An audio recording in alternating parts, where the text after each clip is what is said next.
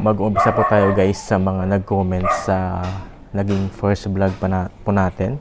So, wait lang, hanapin ko lang. Kasi, in-screenshot ko yung guys eh.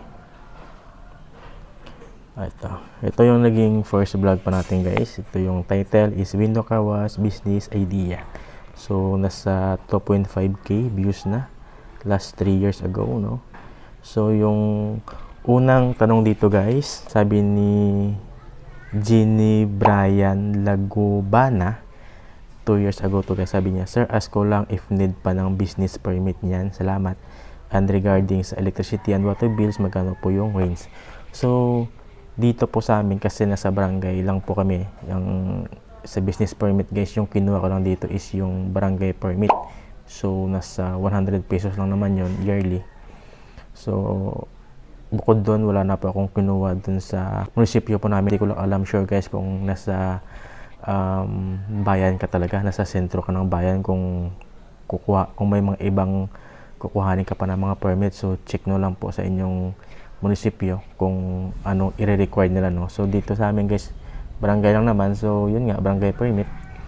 And then sa regarding sa electricity and water bills, magkano po yung range? So sa kuryente guys, sa bill namin, so nakadepende to guys sa income ninyo, kasi kung malaki yung income ninyo, expect nyo na medyo malaki yung din yung bills ninyo. So sa amin guys, pag kumikita kami ng mga nasa 7 to 9k or 6 to 9k, so nasa 1,000 megit yung bills, no. So hindi pa naman kami guys nagkaka electric bill na umabot sa 2k, so mga nasa ano lang 1k, and then pinakataas na siguro guys nasa 1.4 or yan, or like 1.4 1.5, yun yung pinakamataas namin nabayaran, no, sa electricity bills namin. So dito sa water bills, so hindi na po kami nagbabayad nito kasi may sarili po kaming balloon na pinagkukuhanan ng tubig, no. So libre na po yung aming tubig. Yan. So yung next na question, ito galing kay Aldrin Albora. So si Sir Aldrin Albora, sabi niya, salamat sa content na ito boss, ito ang balak ko papasukin na business din. Magkano po income nyo dito sa first month po? Ibalik pagka coins out, magkano po inabot? Hindi ko mag-guess yung last na balik pagka coins. Sige. So salamat sir, no. Ito yung balak papasukin na business. So opo, napakaganda ng business po to. And then magkano po yung income nyo dito sa first month? So yun nga po, no, sabi ko kanina, mga nasa 700 lang, kasi nga bago pa lang yung business natin, di pa masyadong so lahat naman ng business guys nag-uumpisa sa ganitong mga income. So magkano po income nyo dito sa first month? Sa balik, hindi ko alam kung ano, balik pagka coins out, magkano po inabot?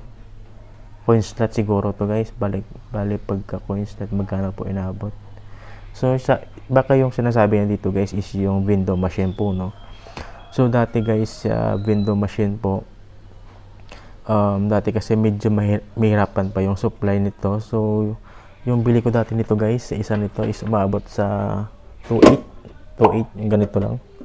Okay, so ngayon may nagbebenta dito sa amin nasa 2.5, or depende kasi guys sa ginamit na ng mga parts po dyan sa loob, no. So nagre-range yan guys ngayon sa dito sa amin nasa 2.5, 2.4 ganun. So pero pag sa mga online ka guys, mag-order, so yung iba nagre-range sa 1.6 to 1.8, ayan. So depende na rin guys sa seller, no.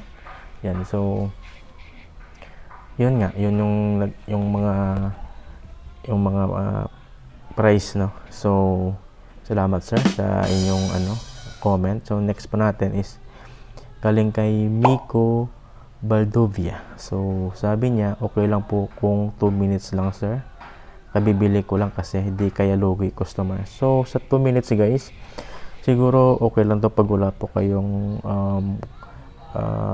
kompetensya, no. Pero pag may kompetensya kayo guys, mas mabuting na na ikay-pareho niya, no? Kasi yung pagkakalam ko guys, yung standard na time sa Bindo Kawas is nasa 3 minutes yung standard na time, no? So kabibili ko lang kasi di kaya lugi yung customer. So sa 2 minutes guys, medyo ano ako dyan guys, medyo ano ako dyan, siguro okay lang naman guys pag 2 minutes pag binibili mo yung tubig, no? So para naman may income ka po, no? Para naman hindi ka naman lugi, no? So actually guys, yung 2 minutes matagal na to, okay? Kumbaga ano na to, okay na to, no? Yung 2 minutes. So pero mas maganda na 3 minutes, no? Pero kung may binibili yung tubig na panghugas na isusupply sa business niyo, 2 minutes okay lang guys, okay lang sir. So yung next natin is kay Sir Darrell. Ayan, sabi niya, hindi ka po ba niyan lugi sa tubig bill? So yun nga po, no, kasi libre na po yung tubig namin, may kinukuha ng kaming supply sa balloon, okay? So thank you sir sa inyong comment. So yung next natin guys, ito yung medyo maraming comment, no? So ito yung pangalawang vlog po natin. Yung title po nito is Bindo Kawas, paano magsimula, okay? So umabot po to sa 32k views. Yan, so salamat sa mga lahat ng nanood. So yung unang tanong dito is ka-start namin sa Kawas Bindo Machine. So sabi ni Rebecca de la Cruz. So sabi niya, ka-start namin sa Kawas Bindo Machine, nakakatuwa kahit paunti-unti, at least po para lang kaming nag-alkansya, dream big, start small. Ayan, so napakagandang comment po ni Ma'am Rebecca. So yun nga ma'am, no? So congrats po sa business niyo po, no? So 3 months ago lang po to. So yun nga, no, parang nag-alkansya ka. Tama, parang nag-alkansya ka lang, pero at least hindi galing sa iyo yung pera, no? So galing sa mga mahal nating mga customers, no? So dream big, start small. Okay, napakaganda. Congrats po ma'am, no? Yan, so yung next natin si Maka Vlogs, okay? Maka Vlogs. So sabi niya, magkano ba ngayon yung isang set ng Kawas Bindo Machine? So isang set, no? So depende sa lugar guys. So pag nasa Manila ka, siguro maraming mga nagbebenta diyan na mas mura. So make sure na lang guys na quality yung mga ginamit na mga parts, no? And then kasi dito sa amin, isang set nasa mga ano, siguro kasama na yung drum, blue na drum. Kasi yung isang set ngayon guys ng ng pressure washer na Kawasaki belt type, nasa mga 7.5 ata. Oo, 7.5. Ito 7.5 plus window machine na dito guys, nagre-range dito ng 2k to 2.5. So magkano na yun? 10k, 7.5 to 5, tama, 10k, no? So pati pa yung drum na blue. So merong nagbibenta guys na na mga nasa 12k, 10k to 12k isang set na po yan guys, no? So dyan lang sila nagkakatalo sa Kawasaki pressure washer, kasi merong nagbibenta na 1 horsepower lang yung electric motor na induction. Kasi yung sa amin guys, yung ginagamit namin is 1.5 induction, so medyo mahal po siya.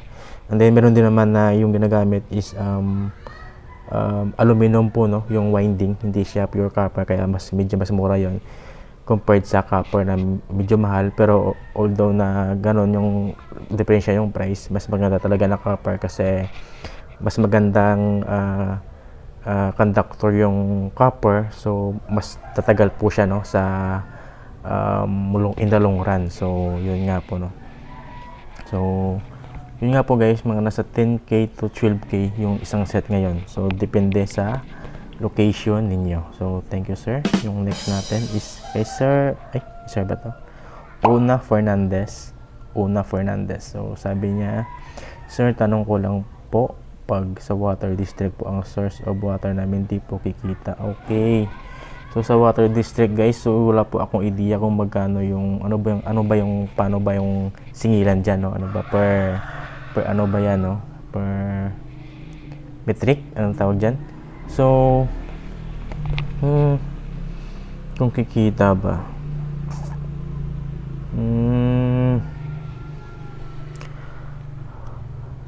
So medyo mahirap to tanungin guys, no, sagutin kasi hindi po natin alam yung range ng kung magkano yung singilan ng tubig sa kanila sa Water District po nila. Pero kung talagang gusto nyo po, halimbawa meron pong kayong bahay parang maliit na pwesto na ipapagawa, so lagyan nyo po ng alulod, tawag dyan yung gutter. Okay, para pag umulan, so makukulik nyo po yung tubig ulan, no? Kasi yan guys, sayang yung tubig ulan, and then combine sa inyong Water District na tubig. So parang hindi ko masagot to kung kikita ba to or malulugi po, no? So siya na po ma'am, although parang nasagot ko to guys, parang sinabi ko sa kanya na parang hindi kikita guys, kasi nga wala akong ideya kung magkano ba yung singilan ng tubig sa lugar po nila, di ba? So yun po ma'am, no. Pero kung gusto niyo pong mag-risk, so try nyo lang po, no, para kayo na po mismo yung makakasagot sa question niyo kung kikita po ba, no. So pwedeng kang maggamit ng sa Water District na tubig, pero i-adjust nyo lang po, no, yung sa timer ninyo, gawin yung 2 minutes, di ba? So gawin yung 2 minutes, and then medyo wag nyo lang masyadong lakasan yung sa output ng tubig ninyo para hindi po matako sa tubig, no? Kasi meron naman po yung return hose kung saan na bumabalik yung sobrang tubig na hindi napapalabas ng pressure washer po natin, okay? So salamat po ma'am or sir sa inyong tanong. And then next po natin kay ma'am Lynn Pacheco. Sabi niya, ano po yung alternative if wala kaming balloon or deep well na source, especially sa mga urban area? So siguro guys, same lang po sila tanong ni nung before po nito, no, nasa district lang po sila ng kanilang source ng tubig. So yun nga po ma'am, no, adjust na po kayo sa timer, gawin nyo lang pong 2 minutes, okay? And then huwag nyo itudo yung pressure para hindi matako sa tubig po, no. So thank you po ma'am sa inyong tanong, no. So next kay user FN1CF4G U2B. So sabi niya, mag-start ako niyan, ang purpose ko lagi akong nagpapahugas motor, ngayon imbis na sa iba ako magbayad, sa car wash ko na lang. So tama nga naman to. So 3 weeks ago lang to guys, bago lang to. So tama nga naman guys, kasi pag meron kang ganitong business, so libre na yung machine mo, libre na yung paghuhugas mo nung ikaw na maghuhugas. Kasi kagandahan lang guys na ikaw naghuhugas sa inyong mga motor or sasakyan, talagang makukuha mo talaga, no, yung mga hindi naabot ng mga nagkakarwa sa atin, mga sa ilalim, or kumbaga mas mas pulido ka kasi sarili mo yung gamit yung hinugasan mo, di ba? So good luck sir, kasi sabi niya mag-start ako niyan, ang purpose ko. So good luck sir sa business mo, or ma'am sa business po niyo. Then next po is kay Sir Emerson Balagaw.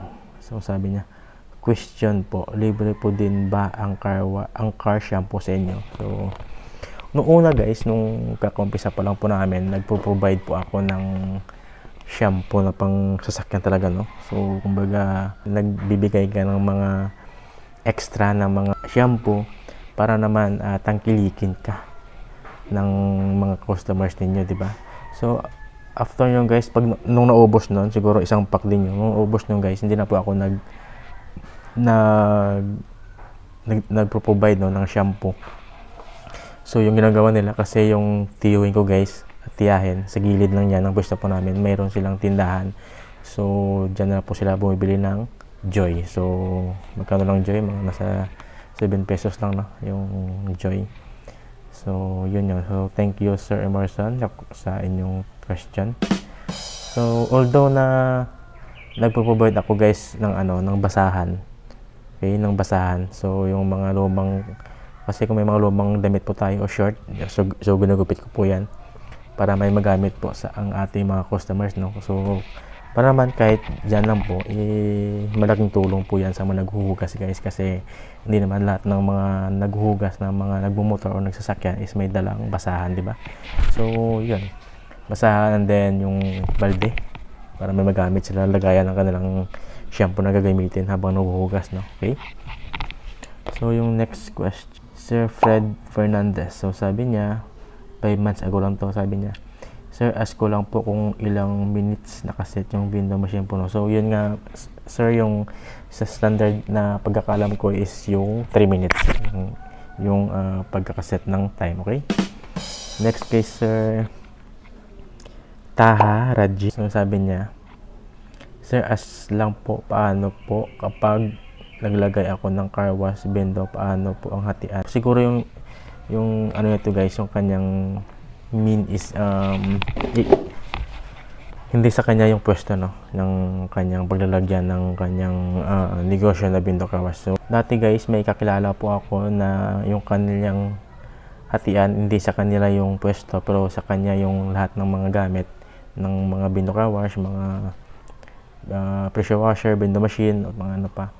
So yung hatian po nila guys is 60-40. So 60 yung may-ari ng mga negosyo ng window car wash, 40% yung sa may-ari ng lupa o pwesto. So depende kung magkano na pagkasunduan ninyo guys, okay? So next is kay Joy Harino. So 9 months ago, sabi niya, saan po pwede makabili ng car wash window machine po? Salamat sa sasagot. So sa mga online guys, so marami na ngayon nagbebenta. So ingat lang po tayo, no, sa mga scam. And then make sure natin na quality yung kanilang binibenta, kasi merong nagbebenta ngayon guys na bahala na, no, bahala na kung ano man yung madatnan ng kanilang binibenta sa mga naghahanap po ngayon, no. So yun. So ako guys, sabi ko nga, nagbabalag ako na magbenta ng window machine. Pero ako guys, i-make sure ko, no, na walang magiging problema sa machine po natin, okay? So i-make sure po natin yan, yung mga lahat ng papalitan po natin ng mas magandang quality, no? So bago natin ibenta, okay? So yan po, marami na po nga nagbebenta sa online. So hanapin nyo lang po yung legit na nagbebenta na quality yung binibenta, okay? So next kay Maria Ronela Daganso. So sabi ni ma'am, sabi niya, kuya, pwede ba yung gamitin na pressure washer for car wash business is yung portable type like Bosch, Kawasaki, Fujiyama, yun. So yun nga, no. So pwede naman po siya, ma'am. So kasi okay naman po yun. Yung problema lang yan pag tumagal na, diba, sa long run, kasi maghahanap na yan ng mga maintenance. So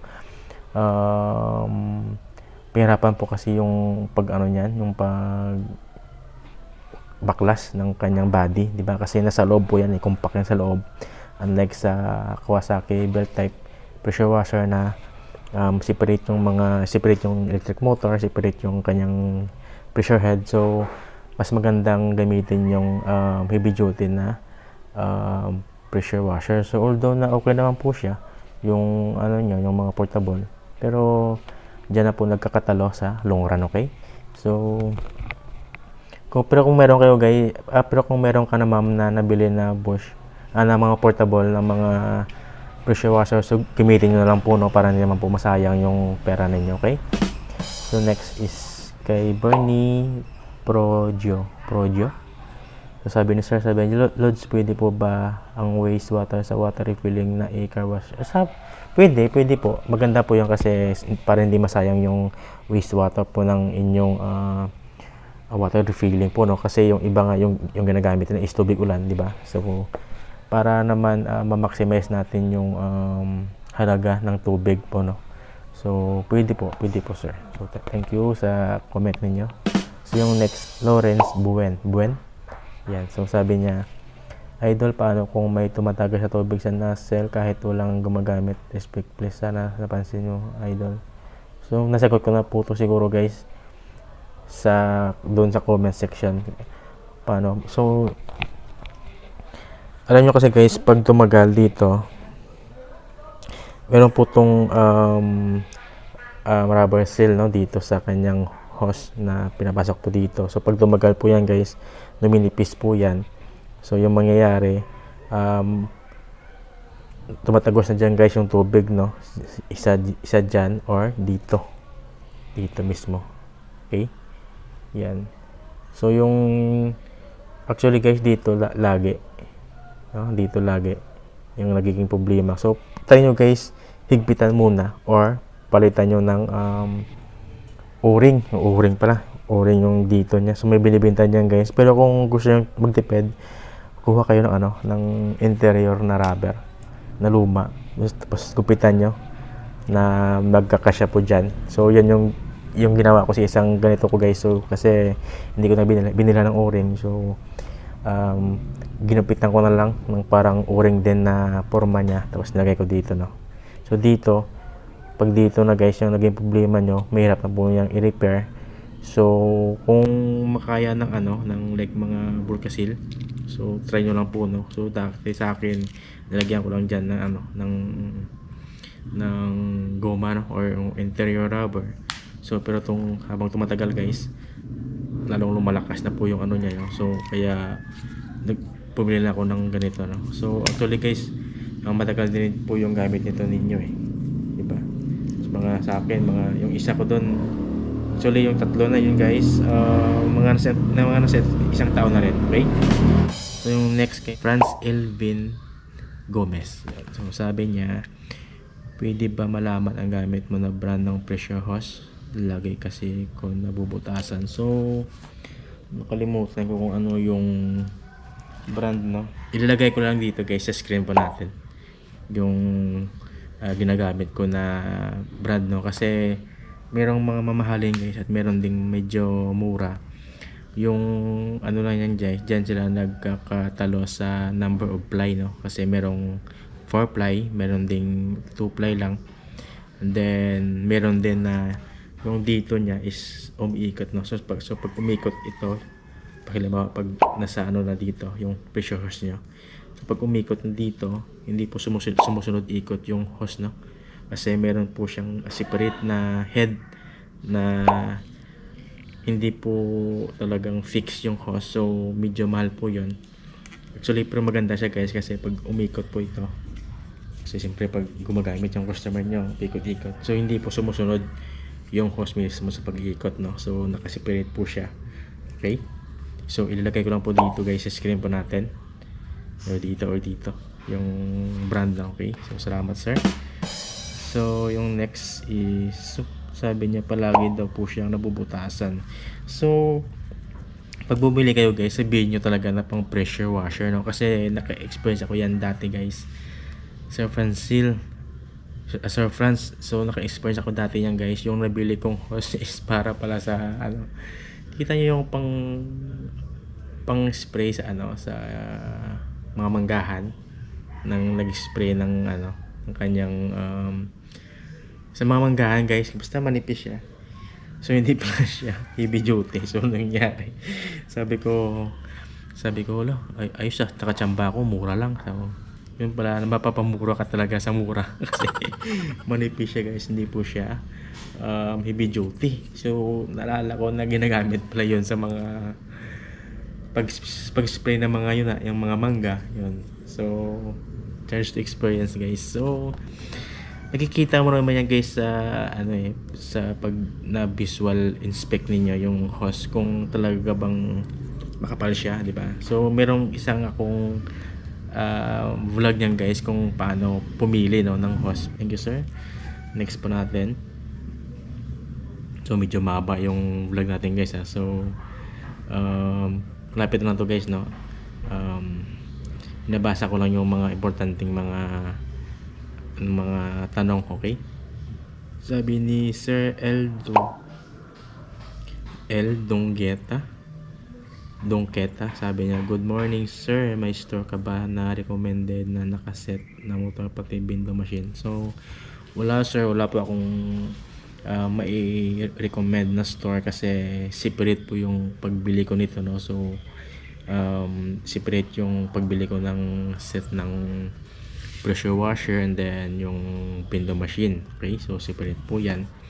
So yun nga, sabi ko nung kanina na marami ngayon nagbebenta na set. So kayo na po bahala pumili, no. Make sure nyo na lang na matibay yung mga mapipili nyong mga gamit, no. So yun nga guys, no, kung may gusto kayong itanong, meron po akong page sa Facebook po natin. So Les Puentes yung pangalan, same sa atin channel dito sa YouTube.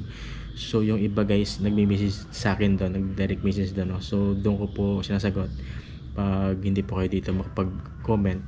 So contact niyo lang po ako doon guys, no, kasi baka meron na tayong puhunan. So magbebenta ako guys ng mga ng mga parts nito, okay? Kasi i-make sure ko na quality yung mga ibebenta natin, okay? So next is ito kay Sir Albayog Samar,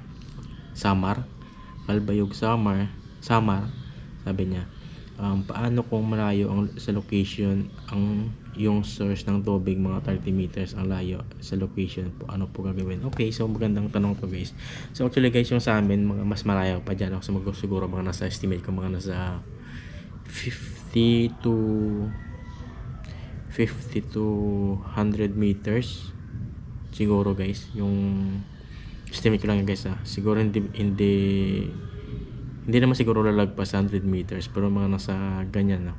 So yung ginawa ko doon guys, pag andito yung source ninyo ng tubig, tapos andito yung pwesto ninyo guys, so bili po kayo ng water pump, okay? Water pump, no, na electric motor water pump, kasi yun yung hihigop and then magtutulak papunta dito sa kung saan yung pwesto niya. So yun yung gawin mo sir, no. So bili ka ng water pump, kahit mga mga kasi hindi ni sir na mention kung ano yung source niya ng tubig dito kung balloon po ba or deep well, no. So pag balloon lang guys, kaya na siguro yan mga 1 horsepower lang, no. Pero pag deep well, gawin yung mga 1.5, no. Kasi meron niyang range kung ilang meters lang yung kaya niyang higupin, no. So check nyo muna guys yung source ng tubig kung gaano kalalim, saka kayo bumili ng water pump, okay? Kamusta po ang maintenance sa ganitong negosyo? So yung maintenance, okay naman po, hindi naman po siya masyadong actually guys, hindi naman po siya kamahalan, no, yung maintenance niya. Yung mga basic lang, yung mga change oil, mga belt. So matagal po kayo guys bago mag-maintenance, okay? So ako na yung mismo nagsasabi sa inyo. So pero kung mga nasiraan ka ng ng mga hose, ibang usapan na 'yon, no? So kumbaga yung mga normal lang na mga maintenance niya, yun. So mura guys yung maintenance nito, okay? So thank you ma'am sa inyong question. So next is, ilang galon ng tubig ang magagamit sa isang motor in 5 pesos? So ilang galon yung magagamit? Actually guys, meron sa nameplate po niya dyan sa ibabaw ng head unit ninyo, may nameplate dyan sa loob, sa ibabaw pala. So nakalagay po dyan, no, kung ilang kung ilang liters per minute yung kaya niyang ipalabas na tubig. So doon nyo po makikita, kasi hindi po pare-pareho yung head unit meron kasing mga basic and then middle and then yung pro, okay, na type. Kumbaga ito yung mas pinakamalakas talaga sa kanila. So may isa akong guys, yung last na binili po namin is yung malakas siya guys, no, kasi mas malakas yung kanyang pressure output na nakalagay sa kanyang nameplate. So malakas talaga siya guys, kaso nasira nung nakaraang weeks lang, kaya yun nga, medyo natagalan tayo sa pag-vlog na ganito kasi inuna ko po muna doon ayusin. Okay, so yun yung next vlog po natin, kasi yung kanyang tawag dito, connecting rod ata yung tawag dyan guys, naputol, no. So medyo komplikado yung ano yun, yung sira niya, pero try natin guys na ayusin. So inantay ko na lang dumating yung ano natin, yung in order na para sa GoPro po natin na dito, para makapag POV po tayo, no, para mas mapakita ko po sa inyo guys kung paano akong mag-repair ng nasirang head unit ng ating pressure washer. Kasi pag wala po tayong dito na pang POV na setup, so mahirap po, no, kasi kung dyan na nakalagay, hindi po lahat ng angle is ipapakita ko po, no. So inantay ko lang yung dumating yung order ko, tsaka i-repair po natin, no, kasi para naman may share ako sa inyo at baka magamit nyo yan guys sa future. Okay, so next natin is kay Sir Feltan Adventure. Yan. Sabi niya, paano yung change oil niyan, kuyang to? Visual check nyo lang guys, pag medyo gatas na po yung ano niya, yung kanyang kulay, hindi na po siya yung parang golden na color, so mag change oil na po kayo, no. So matagal guys bago mag change oil, so mga kalahating taon, mga ganun. So check nyo guys, kasi meron kasi sa ano niyan guys, sa head unit na yan, may parang ano dyan sa parang plastic na makikita mo yung quality ng oil o yung kulay ng oil at ang level ng oil. Makikita nyo lang guys kung kailangan niya na po bang mag change oil. Okay, so next natin is pag ganyan po ba may nagbabantay. So hindi na po kailangan bantayan guys, no, na ano talaga. So make sure nyo na lang na bago kayo umalis, check nyo yung supply ng tubig ninyo, yung mga lagay ng mga ano ninyo, mga hose, check nyo kung may mga leakage ba. So hindi na to kailangan bantayan guys, no. So ito po kasi ay self-service na, so yung maghuhugas na to yung bahala. Okay, basta yung inyo lang ano, make sure nyo na lang na lagi may supply ng tubig. Okay, so next kay Sir William Martin. So hindi papatok sa Pilipinas yan, pang Amerika lang yan. Okay, so actually pumatok po sir sa Pilipinas, no, kasi marami na po ngayong ganitong business po, no. So yun nga, salamat pa rin po sa comment ni Sir William. Okay, so yun po, no, yung lahat ng question po doon na finilter ko sa pangalawang vlog po natin. So sa vlog ko na Window Kawa Setup Site Tour, Window Kawa Series Episode 3, so meron po tong 8K na views. So sabi dito, sabi ni Yellow Flash, ayan, so si ano to, si Fort Okage to, so si Yellow Flash, sabi niya, nagpahukay talaga kayo balon boss. So hindi po, actually matagal na tong balon na to guys. Mas matanda pa po to sa akin ako, so galing pa po to sa mga karuluhan po namin. So hindi na po kami nagpahukay, no. So talagang andyan na yan, balon na yan. So yun. Next is kay Chloe B. Yan. Sabi niya, boss, ano tawag sa ginagamit mo para makakuha ka ng tubig galing sa balon? So water pump po yun, madam, no? So yung tawag na water pump. So meron yun,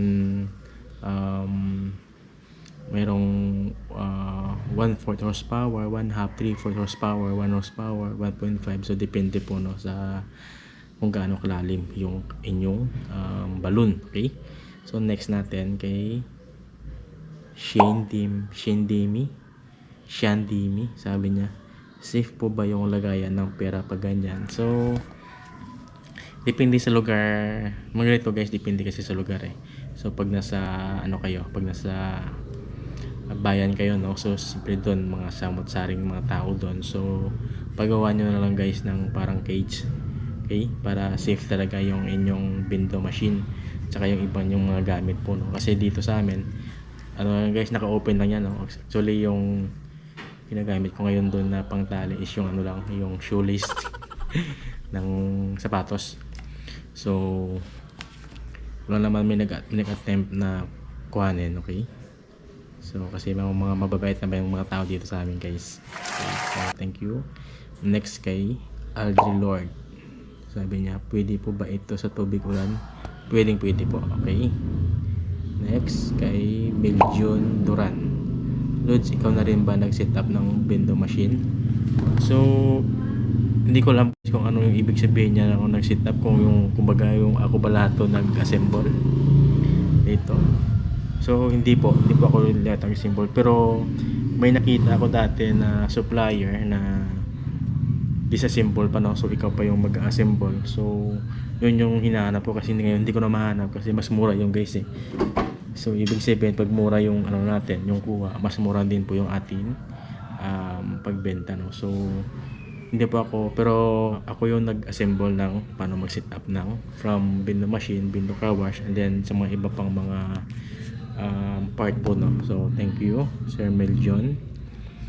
Okay, so ito yung next na vlog pa natin, na ito yung mga last na part pa natin guys, no. So meron na po itong dalawang tanong. So sa vlog ito guys, ito yung episode 7, no. So magkano ang income sa isang buwan? So nasa 22k na po ito ngayon guys na views. Sabi dito, una, yung alang window kawas kung nasusunog outlet, mahina ang wire na nakakabit. Yung po, yun nga sabi ko kanina, no, yung mga binibenta ngayon nila, mahina talaga yung wire dito.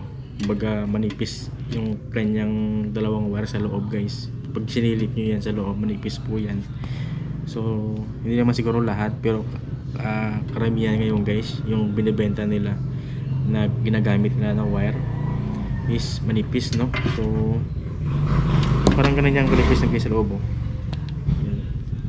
Imagine. So ingat po tayo sa pagbili guys ng window machine, okay.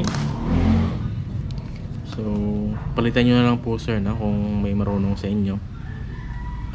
Papalitan nyo na lang po, no, para safe po yung outlet, at the same times safe din po yung maghuhugas sa atin, okay. So yung next kay Dian Geroy, sabi niya, sir, naka-automatic water pressure tank ba kayo or jet pump lang sa deep well connection? So deep well lang po, no. So yung sinasabi siguro ni sir to guys na automatic water pressure tank is yung meron kasing ano to guys eh, meron kasing ano pang tawag sa term niya, parang switch po siya na sa loob sa ng tangke, na pag bumaba na siya sa level na nakaset is automatic na aandar yung water pump po ninyo para maglagay sa loob ng tangke hanggang sa tumaas na yung level ng tubig, and then pag nabot niya na yung nakaset sa kanya na level ng ano ng tubig, mamamatay yung pressure yung water pump, okay. So hindi po sa deep well lang po kami. So manual po, no, manual po yung pagpalagay namin ng tubig sa tangke po namin. So yun na po yun lahat ng mga common na tinatanong sa ganitong business po, no. So I hope na lahat po ng mga gusto nyong itanong, so nasagot pa natin dito sa vlog po natin. So medyo mahaba yung vlog po natin ngayon guys, ha. So make sure guys na i-like nyo po, and then subscribe na po kayo, and then click the notification bell para po ma-notify po kayo, no, sa mga bagong uploads po natin. So maraming salamat sa lahat guys ng mga sumusuporta po sa atin. Ayan, so umabot na po tayo ng 1,019 subscribers, okay. So ayun, kita-kita tayo guys sa next vlog po natin, okay. Salamat.